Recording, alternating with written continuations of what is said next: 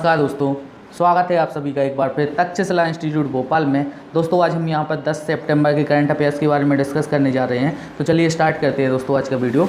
First news हमारी दी गई है यहाँ पर, विश्व आत्महत्या रोकथाम दिवस कब मनाया जाता है? तो ये 10 सितंबर को मनाया जाता है दोस्तों। आज 10 सितंबर को मनाया जाएगा क्या? तो विश्व आत्महत्या रोकथाम दिवस। दोस्तों इसके बारे में देख लेते हैं। विश्व आत्महत्या रोकथाम दिवस 10 सितंबर को दुनिया भर में जागरूकता बढ़ाने के लिए मनाया जाता है कि आत्महत्या को रोका जा सके। तो दोस्तों इसके बारे में याद रखना, यह international association for suicide prevention IASP द्वारा आयोजित किया जाता है और विश्व स्वास्थ्य संगठन WHO द्वारा सह प्रायोजित है दोस्तों। तो इसके बारे में याद रखना कि विश्व आत्महत्या रोकथाम दिवस कब मनाया जाता है? तो ये मनाया जाता है 10 सितंबर को। यहाँ पे देख लेते हैं इस वर्ष इसकी थीम क्या है। तो इस वर्ष की थीम है आत्महत्या को रोकने के लिए मिलकर काम करना। तो दोस्तों इसके बारे में याद रखना कि विश्व आत्महत्या दिवस की इस वर्ष की थीम क्या है। तो आत्महत्या को रोकने के लिए मिलकर काम करना, ये वर्ष 2020 की थीम है दोस्तों। तो इसके बारे में देख लेते हैं। आत्महत्या विश्व भर में होने वाली मौतों का 15वां सबसे प्रमुख कारण है दोस्तों। इसके बारे में याद रखना यहाँ पे। और प्रति वर्ष आत्महत्या से लगभग 8 लाख से अधिक लोग मारे जाते हैं, यानी अगर प्रति सेकंड काउंट किया जाए तो प्रति 40 सेकंड में एक व्यक्ति दोस्तों आत्महत्या करता है। तो इसके बारे में याद रखना कि प्रत्येक 40 सेकंड में पूरे वर्ल्ड में एक सुसाइड होता है दोस्तों। तो इसके बारे में याद रखना यहाँ पे। चलिए हम नेक्स्ट क्वेश्चन देख लेते हैं। नेक्स्ट क्वेश्चन दिया गया है दोस्तों, international day to protect education from attack. तो दोस्तों इसके बारे में याद रखना कि हमने कल 9 सितंबर को मनाया है international day to protect education from attack. तो दोस्तों इसके बारे में याद रखना, हम यहाँ पे देख लेते हैं इसके बारे में। इस साल 9 सितंबर को विश्व स्तर पर international day to protect education from attack यानी शिक्षा को हमलों से बचाने का अंतर्राष्ट्रीय दिवस मनाया जाएगा दोस्तों। तो इसके बारे में याद रखना कि कल मनाया गया है। तो क्या है दोस्तों? तो यह शिक्षा को हमलों से बचाने का अंतर्राष्ट्रीय दिवस है, जो कि वर्ष 2020 में पहली बार मनाया गया है दोस्तों। तो इसके बारे में याद रखना, इसे इसी वर्ष से प्रारंभ किया गया है। तो इम्पोर्टेंट रहेगा दोस्तों। कब मनाया है इसे? तो 9 सितंबर को मनाया है। तो इसके बारे में याद रखना क्या है इसका नाम? तो international day to protect education from attack. चलिए इसके बारे में देख लेते हैं दोस्तों। इसे 2 संस्थाएँ मिलकर काम कर रही हैं इसके लिए। तो इसके बारे में याद रखना, पहला तो है यूनेस्को। तो इसका मुख्यालय कहाँ पे है दोस्तों? तो पेरिस फ्रांस में है। और ऑड्रे ऑजेलो यहाँ के क्या हैं? तो प्रमुख हैं यूनेस्को के। तो इसके बारे में याद रखना। और इसकी स्थापना कब हुई थी? तो 16 नवंबर 1945 1945 में इसकी स्थापना हुई थी। तो इसके बारे में याद रखना। और दोस्तों इसके साथ ही साथ यूनिसेफ भी है इसके साथ। तो यूनिसेफ के निदेशक कौन है, महानिदेशक कौन है? तो हेनरीटा H फॉर इसके क्या है? तो निर्देशक हैं दोस्तों। तो इसके बारे में याद रखना। और यूनिसेफ का मुख्यालय कहाँ पे है? तो न्यूयॉर्क अमेरिका में इसका मुख्यालय है। तो इसके बारे में याद रखना। और 11 दिसंबर 1946 1946 में इसकी स्थापना हुई थी दोस्तों। इनकी स्थापना वर्ष पूछे जाते हैं, उनका मुख्यालय पूछा जाता है। तो इसके बारे में याद रखना। यूनेस्को का कहाँ पे है? तो ये पेरिस में। और यूनिसेफ का कहाँ पे है? तो न्यूयॉर्क में दोस्तों। इसके बारे में याद रखना। और पेरिस बसा हुआ है सीन नदी के किनारे दोस्तों। तो इसके बारे में याद रखना। और फ्रांस वह देश है जिसे सुरा एवं सुंदरियों का देश कहा जाता है दोस्तों। तो इसके बारे में याद रखना। चलिए हम नेक्स्ट क्वेश्चन देख लेते हैं। नेक्स्ट क्वेश्चन दिया गया है दोस्तों, सर डेविड एटनबरो को इंदिरा गांधी शांति पुरस्कार से सम्मानित किया गया। तो दोस्तों इनके बारे में याद रखना कि सर एटनबरो को अभी हाल ही में इंदिरा गांधी शांति पुरस्कार से सम्मानित किया गया है। तो हम इनके बारे में देख लेते हैं। सर डेविड एटनबरो को वर्ष 2019 के लिए प्रतिष्ठित इंदिरा गांधी पुरस्कार से सम्मानित किया गया। वह एक अंग्रेजी प्रसारक एवं इतिहासकार हैं दोस्तों। और यह BBC नेचुरल हिस्ट्री यूनिट को लिखने एवं प्रस्तुत करने के लिए लोकप्रिय हैं। और इन्होंने पृथ्वी पर जैव विविधता और को संरक्षित एवं सुरक्षित रखने के लिए जागरूकता के लिए अभियान भी चलाया है दोस्तों। तो इनके बारे में याद रखना। इन्हें दिया गया है 2019 के लिए क्या? तो इंदिरा गांधी शांति पुरस्कार दोस्तों। तो इनके बारे में याद रखना। इनका नाम क्या है? तो डेविड एटनबरो। इनके बारे में याद रखना, डेविड एटनबरो इनका नाम है। और यहाँ पे हम देख लेते हैं दोस्तों, इंदिरा गांधी शांति पुरस्कार शांति निशस्त्रीकरण विकास के लिए प्रदान किया जाता है।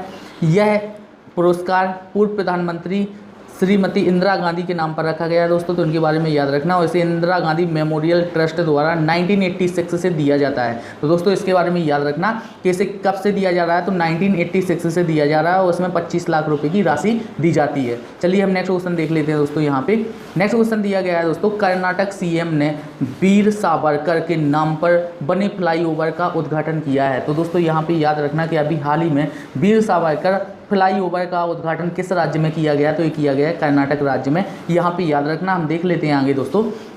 कर्नाटक के मुख्यमंत्री BS येदियुरप्पा ने बेंगलुरु में वीर सावरकर फ्लाईओवर का उद्घाटन किया है और शहर के मेजर संदीप उन्नीकृष्णन रोड पर 40 मीटर लंबी फ्लाईओवर का निर्माण किया गया और यह बेंगलुरु के निगम निकाय बृहत बेंगलुरु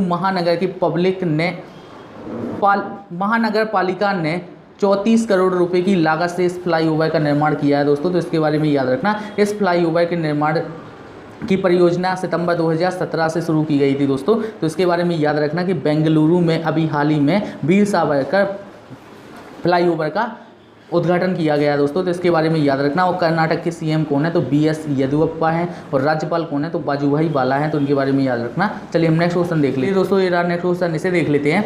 अनिल जैन को होंगे ऑल इंडिया टेनिस एसोसिएशन के नए अध्यक्ष। तो दोस्तों इनके बारे में याद रखना कि अखिल भारतीय टेनिस संघ ऑल इंडिया टेनिस एसोसिएशन द्वारा अनिल जैन को अपना नया अध्यक्ष चुना गया है दोस्तों। तो इनके बारे में याद रखना। और अनिल धूपर को महानिदेशक चुना गया है। तो दोस्तों यहाँ पे याद रखना कि अनिल जैन को अभी हाल ही में भारतीय टेनिस संघ ने अपना अध्यक्ष चुना है दोस्तों। और अनिल धूपर को क्या चुना है, तो अपना महानिदेशक चुना है। साथ ही भारत के डेविस कप कप्तान रोहित राजपाल को 2024 तक के 4 साल के कार्यकाल के लिए कोषाध्यक्ष चुना गया है दोस्तों। तो इनके बारे में याद रखना। लेकिन सबसे इंपॉर्टेंट चीज़ रहेगी कि अध्यक्ष कौन है ऑल इंडिया टेनिस एसोसिएशन के, तो अनिल जैन होंगे दोस्तों। तो इनके बारे में याद रखना। चलिए हम आगे देख लेते हैं दोस्तों। ऑल इंडिया टेनिस एसोसिएशन की स्थापना कब हुई थी, तो मार्च 1920 में हुई थी। और अखिल भारतीय टेनिस संघ का मुख्यालय कहाँ पे है, तो RK खन्ना टेनिस स्टेडियम कहाँ पे, तो दिल्ली में है दोस्तों। तो इसके बारे में याद रखना। अगर आपसे शहर पूछा जाता है तो दिल्ली है दोस्तों। और स्टेडियम पूछा जाता है किस स्टेडियम में, तो RK खन्ना टेनिस स्टेडियम में है। तो इसके बारे में याद रखना। चलिए हम नेक्स्ट क्वेश्चन देख चलिए दोस्तों। ये नेक्स्ट क्वेश्चन इसे देख लेते हैं। RBI ने समाप्त किया आदित्य बिरला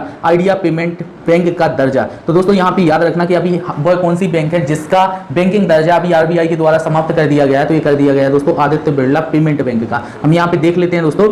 भारतीय रिजर्व बैंक द्वारा बैंकिंग विनियम अधिनियम 1949 के तहत 28 जुलाई 2020 को Aditya Birla idea payment bank ABIP bank के बैंकिंग कामकाज पर पाबंदी लगा दी गई थी और इसके साथ ही ABIP बैंकिंग का दर्जा अब समाप्त कर दिया गया है दोस्तों। तो इसके बारे में याद रखना। और इसमें इस Aditya Birla idea payment bank में ग्रोसिम इंडस्ट्रीज लिमिटेड की 51 शेयर थे दोस्तों और वोडाफोन आइडिया लिमिटेड के 49 हिस्सेदारी थी। तो इसके बारे में याद रखना। उसकी स्थापना कब हुई थी, तो 2016 में हुई थी। 2020 में ये खत्म हो गई है दोस्तों। तो इसके बारे में याद रखना। चलिए हम नेक्स्ट क्वेश्चन देख लेते हैं।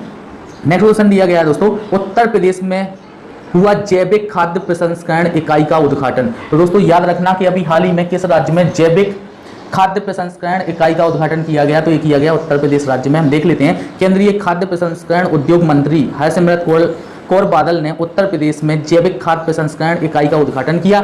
इस खाद्य प्रसंस्करण इकाई के उद्घाटन में 5,000 किसान लाभान्वित होंगे दोस्तों और इससे 50.33 करोड़ रुपए के निवेश का लाभ मिलने की उम्मीद है दोस्तों। तो इसके बारे में याद रखना है यहाँ पे कि अभी हाल ही में जैविक खाद्य प्रसंस्करण इकाई का उद्घाटन कहाँ पे किया गया या कहाँ पे स्थापित की गई, तो ये की गई है उत्तर प्रदेश में। चलिए हम आगे देख लेते हैं दोस्तों।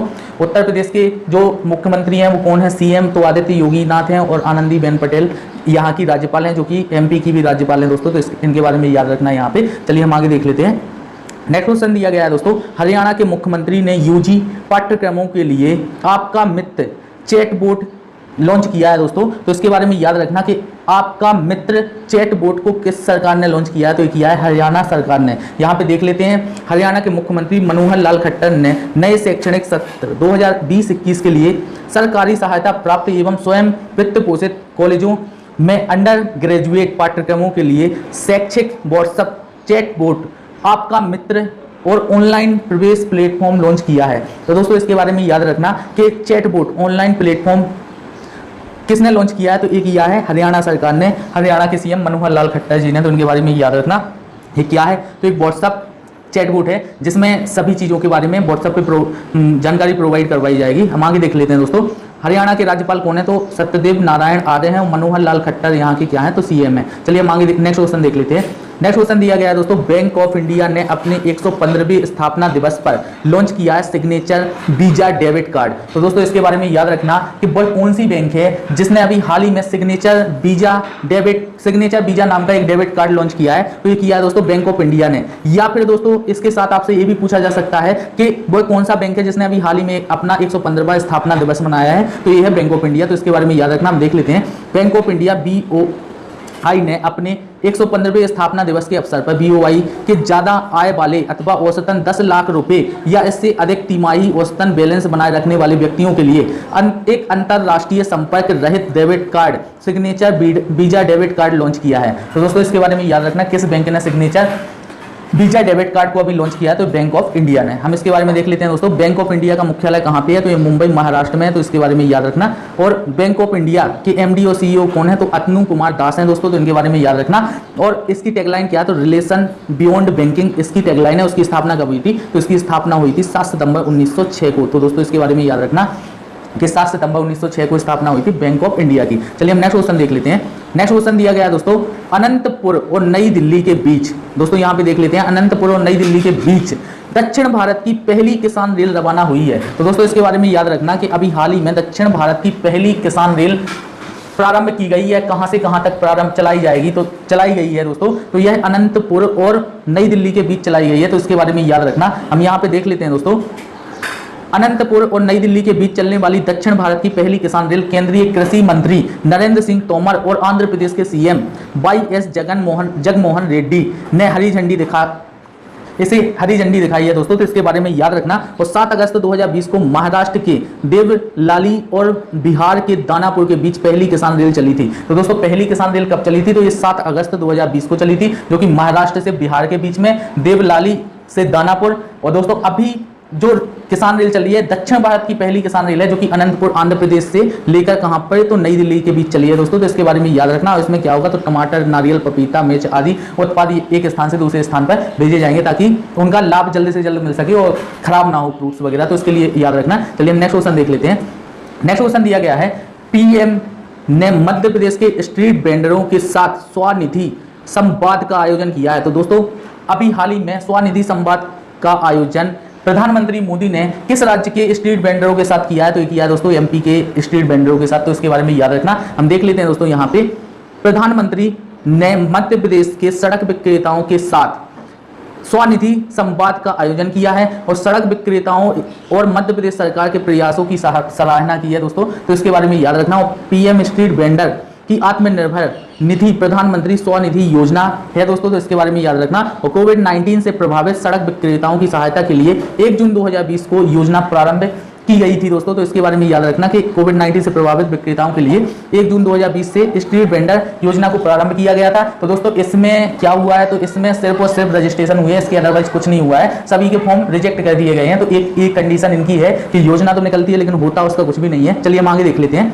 कोई मैटर नहीं है दोस्तों। इस योजना का उद्देश्य सड़क विक्रेताओं को रोजगार, स्वावलंबन एवं स्वाभिमान प्रदान करना है दोस्तों। तो इसके बारे में याद रखना यहाँ पे। और यह रुपए का कार्यशील पूंजी ऋण प्रदान करता है। किसी भी संपार्श्विक के बिना सड़क विक्रेताओं को 10,000 रुपये का 1 वर्ष के भीतर ऋण के समय पर पुनर्भुगतान पर कार्यशील पूंजी ऋण सीमा बढ़ जाएगी दोस्तों। तो इसमें कितने रुपए दिए जाते हैं? तो 10,000 रुपये किसके लिए? तो ऋण के रूप में दिए जाते हैं। और दोस्तों इसमें क्या होगा? तो वेंडर प्रति वर्ष 7% ब्याज सब्सिडी पाने के पात्र भी होंगे इसके साथ ही साथ। तो इसके बारे में याद रखना। इसे कौन देता है? तो दोस्तों सिडबी देता है। तो इसके बारे में याद रखना। हम आगे देख लेते हैं दोस्तों। सिडबी का मुख्यालय कहाँ पे है? तो ये मुख्यालय है इसका लखनऊ UP। दोस्तों इंपॉर्टेंट है, ये कई बार पूछा गया है कि सिडबी का मुख्यालय कहाँ पे है। तो ये लखनऊ उत्तर प्रदेश में है। तो इसके बारे में याद रखना। और इसके MD और अध्यक्ष कौन है? तो मोहम्मद मुस्तफ़ा इसके MD अध्यक्ष हैं। तो इसके बारे में याद रखना। और यह RBI द्वारा विनियमित एवं पर्यवेक्षक किया जाता है। उसकी स्थापना कब हुई थी? तो 1990 में हुई थी। तो इसके बारे में याद रखना। चलिए हम नेक्स्ट क्वेश्चन देख लेते हैं।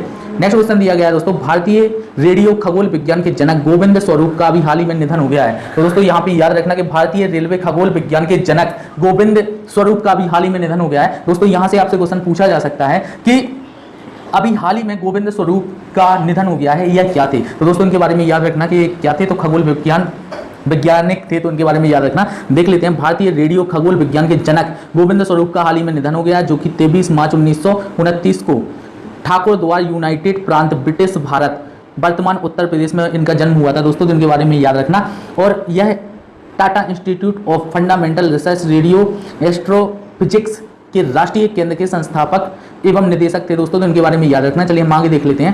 नेक्स्ट क्वेश्चन दिया गया है दोस्तों, तेलुगु दिग्गज अभिनेता जयप्रकाश रेड्डी। तो दोस्तों इनके बारे में याद रखना कि तेलुगु दिग्गज अभिनेता जयप्रकाश रेड्डी का भी हाल ही में निधन हो गया है दोस्तों। ये बहुत ही ज़्यादा पॉपुलर एक्टर है, जो कि साउथ मूवियों में आपने देखा ही होगा, इन्हें बहुत सी मूवियों में देखा जा सकता है। हम देख लेते हैं यहाँ पे। तेलुगु अभिनेता जयप्रकाश रेड्डी का भी हाल ही में निधन हो गया है। इन्होंने वेंकटेश की एक 1988 फिल्म ब्रह्मा पुदुत्थु में अभिनय करने का मौका मिला था दोस्तों। इसके बाद ये पुलिस उप निरीक्षक के रूप में कार्यरत थे। तो दोस्तों इनके बारे में याद रखना यहाँ पे कि इनका भी हाल ही में निधन हो गया है दोस्तों। इनका नाम क्या था? तो जयप्रकाश रेड्डी। चलिए दोस्तों आज का वीडियो यहीं पे समाप्त होता है। अगर वीडियो पसंद आए तो कृपया करके लाइक करें, शेयर करें और चैनल सब्सक्राइब नहीं किया तो सब्सक्राइब जरूर कर लें दोस्तों। Thank you.